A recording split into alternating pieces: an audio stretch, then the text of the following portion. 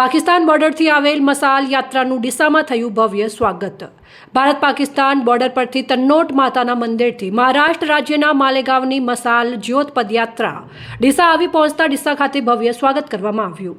દર્શક મિત્રો, આપ જોઈ રહ્યા છો સંબંધ ભારત ન્યૂઝ પર મહત્વના સમાચાર। ચાલો જોઈએ આજે ક્યાંથી આવી અને ક્યાં લઈ જાય છે આ મસાલ જ્યોત પદયાત્રા।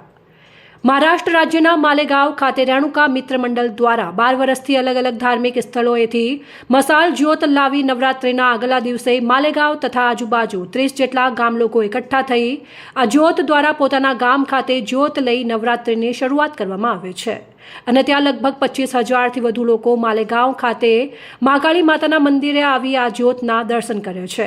ત્યારે આ વર્ષે રેણુકા મિત્ર મંડળ દ્વારા જેસલમેરથી લગભગ 130 કિલોમીટર દૂર ભારત પાકિસ્તાન બોર્ડર પર આવેલ તન્નોટ માતાના મંદિરથી લાવવાનું નક્કી કરેલ અને રેણુકા મિત્ર મંડળના 35 જેટલા લોકો માલેગાંવથી તન્નોટ માતાના મંદિર ખાતે આવી ત્યાંથી તારીખ 11 સપ્ટેમ્બરના રોજ સવારે 7 વાગે મસાલ જ્યોત હાથમાં લઈને પ્રસ્થાન કરેલ। ત્યારે બાડમેર ખાતે આવી પહોંચતા ચૌધરી હોટલ પર સ્વાગત કર્યું હતું અને આજે સવારે આ મસાલ જ્યોત પદયાત્રા ડીસા ખાતે આવી પહોંચતા રસ્તામાં ઠેર ઠેર લોકોએ મસાલ જ્યોતના દર્શન કર્યા હતા।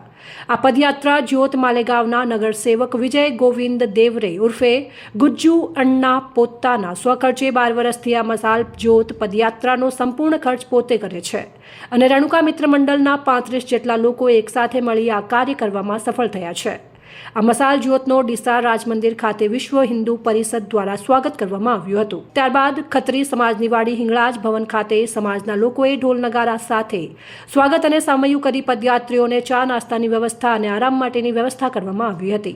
ત્યારબાદ આ મસાલ જ્યોત પદયાત્રામાંથી ત્યાંથી પ્રસાર થઈ પાલનપુર તરફ રવાના કરવામાં આવી હતી અને સૌ કોઈ લોકોએ આ મસાલ જ્યોતના દર્શન કરી ધન્યતા અનુભવી હતી।